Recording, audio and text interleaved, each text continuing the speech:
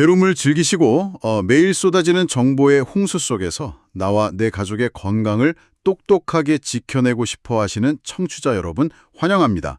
파편화된 지식들을 모아서 진짜 핵심과 통찰을 짚어드리는 시간, 오늘의 심층 탐구에 오신 것을 환영합니다.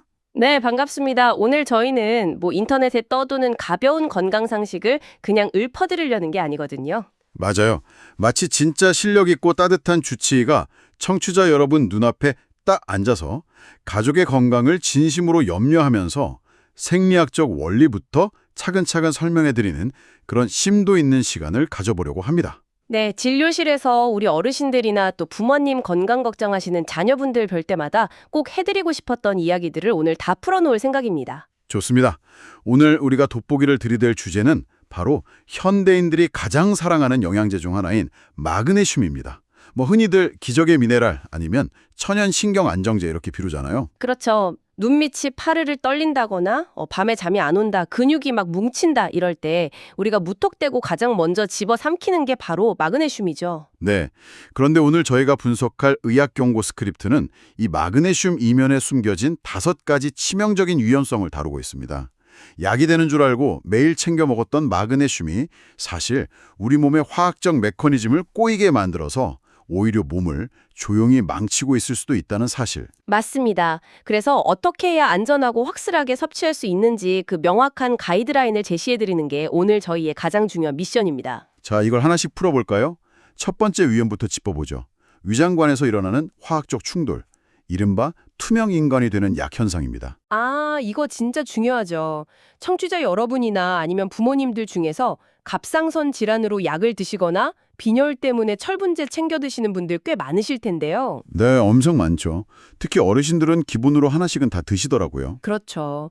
그런데 이런 필수 치료제들이랑 마그네슘이 우리 위장이라는 같은 공간에서 만났을 때 아주 흥미로우면서도 치명적인 화학 반응이 일어납니다. 여기서 매력적인 사실은 마그네슘이 이가 양이온이라는 성질을 가지고 있다는 거예요. 이가 양이온이요? 그게 정확히 어떤 의미인가요? 쉽게 말해서 다른 성분들이랑 결합하려는 화학적 친화력이 엄청나게 강한 미네랄이라는 겁니다. 만약에 갑상선 호르몬제인 신지로이드나 철분제가 위장으로 딱 들어왔는데 마그네슘이 거기 같이 있네? 그러면 이 성분들은 마치 강력한 N극과 S극 자석처럼 서로 철싹 강하게 끌어당겨서 하나로 결합해버려요. 그러니까 뱃속에서 서로 딱 껴안아 버리는 거군요. 의학용어로는 그걸 킬레이트 결합이라고 한다고 자료에 나와 있더라고요. 네, 킬레이트 결합입니다. 이게 언뜻 생각하면 영양분끼리 뭉치니까 몸에 더 강력하게 좋은 거 아닌가 하실 수 있는데 전혀 그렇지 않아요. 오히려 흡수를 완전히 방해합니다. 흡수를 방해한다고요? 뭉치면 덩치가 커져서 그런 건가요? 정확합니다. 우리 소장 점막에는 영양분을 흡수하는 미세한 수송 단백질 통로가 있거든요. 이 통로들은 아주 특정한 크기와 구조를 가진 분자들만 딱 통과시키도록 설계가 되어 있어요. 그런데 이 약들이 마그네슘이랑 킬레이트 결합을 해버리면 덩치가 비정상적으로 훅 커져버리는 거죠. 흡수 충로보다 덩치가 커지니까 아예 문을 통과하지 못하고 막혀버리는 거네요. 그냥 미끄럼틀 타듯이 쭉 거쳐서 결국 변기로 배출되고 맙니다. 와, 이거 진짜 억울하겠는데요? 매일 아침 질병 치료하겠다고 알람까지 맞춰가며 챙겨 먹은 비싼 처방약이 마그네슘 영양제 하나 때문에 몸 입장에서는 아예 들어온 적도 없는 투명 인간 취급을 받는 거잖아요. 맞습니다. 그래서 이걸 영양제 교통체증이라고 부르는 거죠. 약효가 안 나타나니까 병원 가면 의사는 약이 안 듣네요 하고 용량을 올릴 거고, 그럼 환자 몸은 더 부담을 안게 되는 아주 끔찍한 악순환이 시작되는 겁니다. 비싼 약을 화장실에 그냥 버리고 있는 셈이네요. 그럼 이 교통체증을 해결하려면 도대체 어떻게 해야 합니까? 아주 명확한 해결책이 있습니다. 바로 시간차 공격입니다. 위장의 배출 시간, 그러니까 위 배출능을 이용하는 건데요. 우리가 약을 먹었을 때 그게 위를 거쳐서 소장으로 완전히 넘어가려면 일정한 시간이 필요하거든요. 아예 뱃속에서 만날 일 자체를 안 만들어주면 되는 거군요. 그렇죠. 갑상선 호르몬제 같은 경우는 공복에 드시는 게 원칙인데 이 약이 완전히 위를 빠져나가서 흡수될 때까지 최소 4시간의 간격을 두셔야 합니다. 그러니까 갑상선 약을 아침에 드셨다면 마그네슘은 점심 식후나 저녁에 드시는 게 안전하죠. 4시간 띄우기. 철분제나 아연 같은 건 어떤가요? 그런 다른 미네랄 제제나 일부 항생제 같은 경우는 최소 2시간에서 3시간 정도 시차를 두셔야 뱃속에서 서로 엉겨붙지 않고 온전하게 체내로 흡수될 수 있습니다. 4시간 그리고 2~3시간의 거리 두기. 이건 뭐 당장 오늘부터 부모님들 약통 보면서 실천할 수 있는 진짜 실질적인 팁이네요. 자, 그럼 위장에서 흡수 문제는 이렇게 해결해서 혈액 속으로 무사히 들어갔다고 쳐보죠. 여기서부터는 진짜 흥미로운 부분인데요. 바로 우리 심장과 관련된 두 번째 위험입니다. 네, 심장의 박동 원리를 들여다보면 칼슘과 마그네슘의 기가 막힌 기량작용을 볼 수 있습니다. 우리 심장 근육이 쿵하고 힘차게 수축하려면 세포 안으로 칼슘 이온이 막 쏟아져 들어와야 하거든요. 자료 보니까 자동차에 비유를 했던데 칼슘이 엔진에 연료 뿜어주면서 엑셀 밟는 역할인 거죠. 맞아요. 완벽한 비유입니다. 반대로 수축했던 심장이 다시 쾅 하고 이완하면서 쉬어주려면 그 들어왔던 칼슘이 쫙 빠져나가고 빈자리를 마그네슘이 채워줘야 해요. 즉, 마그네슘은 심장의 흥분을 가라앉히는 브레이크 역할을 하는 겁니다. 칼슘이 엑셀, 마그네슘이 브레이크. 그래서 마그네슘을 천연 신경 안정제나 근육 이완제라고 부르는 거였네요. 그런데 브레이크를 너무 세게 밟으면 사고가 나잖아요. 그게 바로 핵심입니다. 눈이 좀 떨리네, 다리에 쥐가 나네 이러면서 마그네슘 용량을 막 임의로 2배, 3배 늘려 드시는 분들이 꽤 많거든요. 그러면 혈중의 마그네슘 농도가 비정상적으로 높아지는 고마그네슘 혈중 상태가 됩니다. 브레이크를 아주 풀로 꽉 밟고 안 놔주는 거네요. 그렇죠. 자동차 브레이크를 끝까지 밟고 있으니까 엑셀을 밟아도 심장 근육이 힘차게 수축을 못해요. 심장 박동이 비정상적으로 엄청 느려지게 되는 거죠. 이걸 의학적으로 섬액이라고 부릅니다. 섬액의 공포. 자료에 나온 60대 김 선생님 사례 보니까 진짜 아찔하더라고요. 다리에 쥐가 나서 마그네슘을 2배로 늘려 드셨다가 며칠 뒤에 너무 어지럽고 기력이 없어서 병원에 가셨잖아요. 네, 정상 맥박이 보통 1분에 60에서 100회 정도는 뛰어줘야 하는데 이분 심장은 겨우 40회밖에 안 뛰고 있었던 거예요. 심장이 뇌나 전신으로 피를 확확 뿜어주질 못하니까 어지럽고 숨이 차고 픽픽 쓰러질 것 같은 거죠. 60대 분이면 사실 그렇게 고령도 아니신데 이분은 왜 이렇게 치명적으로 부작용이 온 건가요? 이게 진짜 주의 깊게 들으셔야 하는 부분인데 바로 신장, 그러니까 콩팥 기능 때문입니다. 젊고 건강한 사람들은 마그네슘을 좀 과하게 먹어도 신장에서 이거 너무 많네? 하고 소변으로 싹 걸러서 배출해줘요. 아, 우리 몸에 필터가 알아서 청소를 해주는군요. 네, 그런데 노화로 인해서 신장 기능이 자연스럽게 떨어져 있는 노년층 어르신들이나 만성신부종 같은 신장 질환 앓고 계신 분들은 이야기가 완전히 다릅니다. 배출구인 신장의 제 역할을 못하니까 먹는 족족 마그네슘이 혈액 속에 차곡차곡 쌓이게 되는 거예요. 쌓이고 쌓인 고농도의 마그네슘이 심장을 강하게 억눌러 버리는 거네요. 맞습니다. 그래서 신장 기능이 떨어져 있으시거나 심장약 챙겨 드시는 노년층 청취자분들에게 이 고용량 마그네슘은 진짜 치명적인 독이 될 수 있습니다. 꼭 주치의 원장님이랑 상담하셔야 해요. 무작정 영양제 쏟아붓는 게 얼마나 무서운 일인지 확 와닿습니다. 자, 그런데 이 브레이크가 심장 근육에만 걸리는 게 아니잖아요. 세 번째 위험으로 넘어가 보죠. 바로 기립성 저혈압과 낙상 사고입니다. 이걸 더 큰 그림과 연결해보면 진짜 이해가 쏙쏙 되실 겁니다. 신장에서 뿜어져 나온 혈액이 쫙 지나가는 통로가 혈관이잖아요. 이 혈관도 평활근이라는 일종의 근육으로 되어 있어요. 그럼 마그네슘이 들어가면 혈관 근육도 브레이크가 걸리면서 이완이 되겠네요. 네, 부드럽게 이완되면서 혈관 공간이 넓어집니다. 잠깐만요. 혈관이 넓어지면 혈압이 떨어지니까 평소에 고혈압 있는 분들에게는 오히려 좋은 거 아닌가요? 천연 혈관 확장제잖아요. 그렇게 딱 단편적으로만 보면 참 좋죠. 그런데 고혈압 진단받으신 어르신들은 대부분 이미 병원에서 혈압약을 처방받아서 매일 드시고 계신단 말이에요.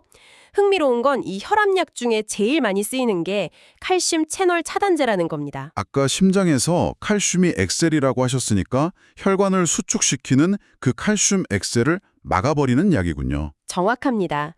이미 약으로 혈관을 넓혀놨는데 거기에 혈관을 더 풀어버리는 고용량 마그네슘이 얹어진다?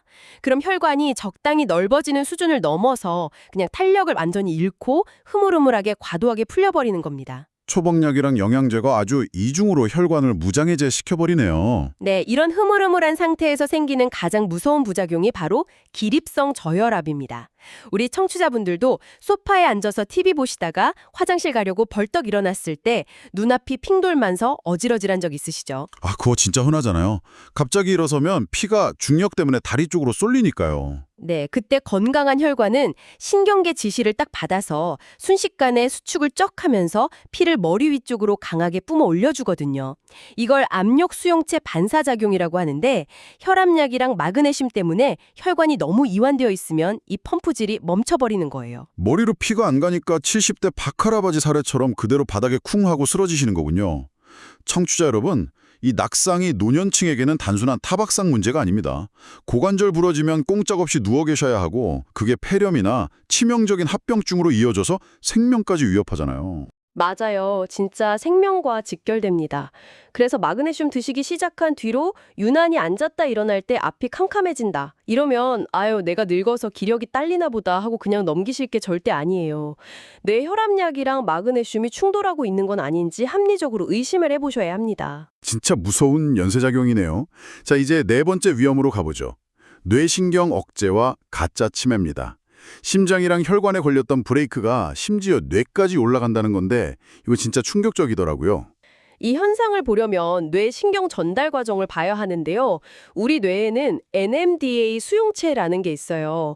이게 뇌를 흥분시켜서 학습도 하게 하고 기억력도 유지하게 하는 아주 중요한 스위치거든요. 마그네슘이 그 스위치를 꺼버리는 건가요? 네, 마그네슘이 뇌 혈관 장벽을 통과해서 이 수용체를 딱 차단해버려요. 뇌가 너무 과열되지 않게 브레이크를 걸어주는 거죠. 불면증 있을 때 마그네슘 먹으면 잠 잘 오고 마음이 차분해지는 게 바로 이 효과 덕분입니다. 아, 그래서 천연 신경 안정제군요. 그런데 이것도 과해지면 문제가 되는 거죠? 당연하죠. 혈중 마그네슘 농도가 너무 높아져서 뇌가 깊은 수준으로 억제되어 버리면 단순한 진정을 넘어서 뇌 기능 자체가 둔화가 됩니다. 하루 종일 머리에 안개 낀 것처럼 멍한 브레인 포구 상태가 오고 말도 어눌해지고 비정상적으로 막 졸음이 쏟아져요. 어르신들이 갑자기 하루 종일 주무시고 말도 느려지고 멍해지시면 가족들 입장에서는 10중 8구 아, 올 것이 왔구나, 초기 치매구나 하고 덜컥 겁부터 나겠어요. 그러니까요. 진료실에서도 이런 오해가 정말 빈번합니다. 가족들이 놀라서 모시고 오면 인지기능 검사하고 피검사, 뇌파, 심지어 MRI까지 다 찍어보거든요. 그런데 뇌 구조는 너무 깨끗하고 정상이에요. 나중에 혈액검사 수치 보면 마그네슘 농도만 훌쩍 높아져 있는 거죠. 영양제 과다 복용이 신경을 억눌러서 만든 일시적인 가짜 치매였다니 진짜 억울하게 치매 환자 취급받을 뻔했네요. 그럼 이거 약 끊으면 금방 돌아오나요? 뇌신경 쪽이라 좀 오래 걸릴 것 같은데요? 아, 다행히 원인이 명확한 화학적 불균형이라서 원인 물질만 치워주면 뇌는 다시 빠르게 깨어납니다. 먹던 마그네슘 용량을 확 줄이거나 당분간 중단만 하셔도 신장 기능만 정상이면 금방 소변으로 배출되거든요. 수일 내에 수용체들이 활성화되면서 언제 그랬냐는 듯이 머리가 맑아지시는 걸 볼 수 있습니다. 야, 진짜 다행이네요. 부모님 인지 능력이 갑자기 떨어졌다고 막 울고불고 하기 전에 꼭 복용 중인 영양제 리스트부터 점검해봐야겠습니다. 자, 여기까지는 마그네슘이 몸에 너무 많이 흡수되어서 생기는 과도한 브레이크 문제들이었고요. 마지막 다섯 번째 위험은 완전 반전입니다. 아예 흡수가 안 돼서 생기는 문제. 산화 마그네슘의 달신입니다. 네, 청취자 여러분, 지금 당장 댁에 있는 마그네슘 약통 뒷면 성분표를 한번 확인해 보세요. 거기에 산화 마그네슘이라고 적혀 있다면 지금부터 제 말씀에 귀를 아주 쫑긋 세우셔야 합니다. 그래서 이게 다 무슨 의미일까요? 싸고 양 많아서 제일 많이들 사드시는 형태잖아요. 맞아요. 시중 제품 상당수가 이 산화 마그네슘인데 문제는 생체 이용률입니다. 얘네들은 화학 구조가 엄청 단단한 격자 형태라서 위산에 잘 안 녹아요. 연구해보면 체내 흡수율이 고작 4% 남짓입니다. 100mg을 먹으면 우리 몸에 들어오는 건 겨우 4mg 뿐이라는 거네요. 그럼 흡수 안 된 나머지 96%는 뱃속에서 어떻게 됩니까? 아까 킬레이트 결합처럼 조용히 변기로 빠져나가주면 그나마 다행일 텐데요. 조용히 안 나갑니다. 장 속에 남은 이 96%가 삼투압 원리를 일으키거든요. 주방에서 배추나 오이에 굵은 소금 확 뿌려두면 어떻게 되죠? 해소 안에 있는 수분이 쫙 빠져나오면서 바닥에 물이 흥건하게 고이잖아요. 오이절임할 때요. 완벽합니다. 장 속에 남은 산화마그네슘이 바로 그 굵은 소금 역할을 하는 겁니다. 농도를 맞추려고 체내 세포나 혈관에서 수분을 장 안쪽으로 무자비하게 쫙쫙 빨아들여요. 혹, 그럼 장 속에 물이 비정상적으로 가득 차겠네요. 그렇죠.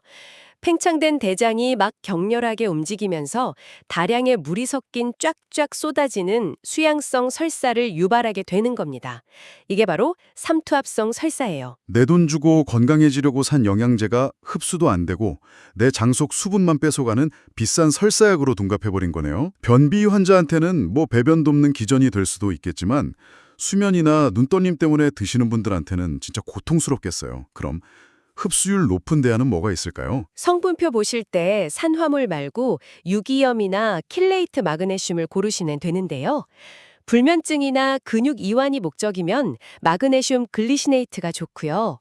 아까 뇌신경 얘기했었죠?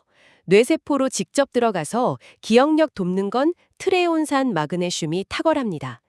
반대로 진짜 난 악성 변비다 하시는 분들은 구연산 마그네슘이 수분 정체를 도와서 아주 훌륭한 대안이 될 수 있죠. 글리시네이트, 트레온산, 구연산. 목적에 따라 결합 형태를 똑똑하게 골라야겠네요. 자, 어느덧 마그네슘의 5가지 위험을 다 파헤쳐봤습니다. 영양제 교통체증, 낙상 위험, 가짜 치매, 삼투압성 설사까지. 그럼 도대체 하루에 얼마나 먹어야 안전한 걸까요? 청취자 여러분의 생명을 지켜줄 핵심 숫자 350을 꼭 기억하셔야 합니다. 네, 미국 국립보건원에서 정한 성인 마그네슘 상한선이 바로 350mg입니다. 그런데 여기서 엄청 중요한 팩트는 이 상한선은 오직 알약 영양제로 먹는 마그네슘에만 적용된다는 거예요. 현미밥, 시금치, 멸치 이런 자연식품으로 먹는 건 안 들어갑니다. 자연식품으로 먹는 건 많이 먹어도 부작용이 없나요? 네, 자연식품 속 마그네슘은 섬유질이랑 복잡하게 얽혀 있어서 소화될 때 아주 천천히 분해되거든요. 우리 몸이 알아서 마그네슘 충분하네 하면 장에서 흡수율을 스스로 낮춰버리는 아주 똑똑한 자동 조절 시스템을 가동합니다. 근데 알약은 그 시스템을 망가뜨리나요? 고농축 정제알약이 한꺼번에 확 쏟아져 들어오니까 조절 시스템이 버티질 못하고 압도당해버리는 거죠. 그래서 플라스틱 약통에서 꺼내 드시는 것만큼은 무조건 350mg 선을 엄격하게 지키셔야 섬액이나 저혈압을 막을 수 있습니다. 자연 미네랄이 참 위대하네요. 자, 오늘 내용 날카롭게 요약해드립니다. 첫째, 신장 안 좋으신 분들은 복용 전 무조건 의사상담. 둘째, 갑상선약, 철분제원은 최소 2시간에서 4시간 띄어서 먹기. 셋째, 먹고 나서 일어설 때 핑 돌거나 머리가 멍하면 당장 용량 줄이거나 끊기. 네, 아주 깔끔한 요약입니다. 오늘 쭉 생리학적 사실들을 짚어보면서 저는 청취자 여러분께 이 질문을 꼭 하나 던지고 싶어요. 어떤 질문일지 기대가 되네요. 우리 몸은 화학적 불균형이 생기면 어지럼증이나 설사 같은 신호로 끊임없이 말을 걸거든요. 그런데 우리는 언제부터 내 몸의 생생한 소리를 무시하고 저 플라스틱 약통 뒷면에 적힌 기적의 효능, 수면 보장 이런 과장된 마케팅 문구만 맹신하게 된 걸까요? 뼈를 때리는 질문이네요. 오늘 당장 집에 가시면 식탁 위에 있는 마그네슘뿐만 아니라 무심코 매일 삼키고 있는 수많은 건강의 마법 알약들을 다 꺼내서 점검해 보셨으면 좋겠습니다. 건강해지려고 먹은 알약들이 내 위장, 혈관, 뇌 속에서 조용하고 치명적인 전쟁을 치르고 있을지도 모르니까요. 내 몸속의 조용한 화학적 전쟁. 마케팅에 휘둘리지 말고 내 몸의 반응에 귀 기울이라는 메시지가 아주 묵직합니다. 내가 무엇을 어떤 원리로 왜 먹는지 아는 똑똑한 지식만이 나와 가족을 지킬 수 있습니다. 오늘의 심층 탐구가 여러분의 건강 주권을 되찾는 현명한 첫걸음이 되었기를 바랍니다. 다음 시간에도 체내 메커니즘을 꿰뚫는 깊이 있는 통찰로 돌아오겠습니다.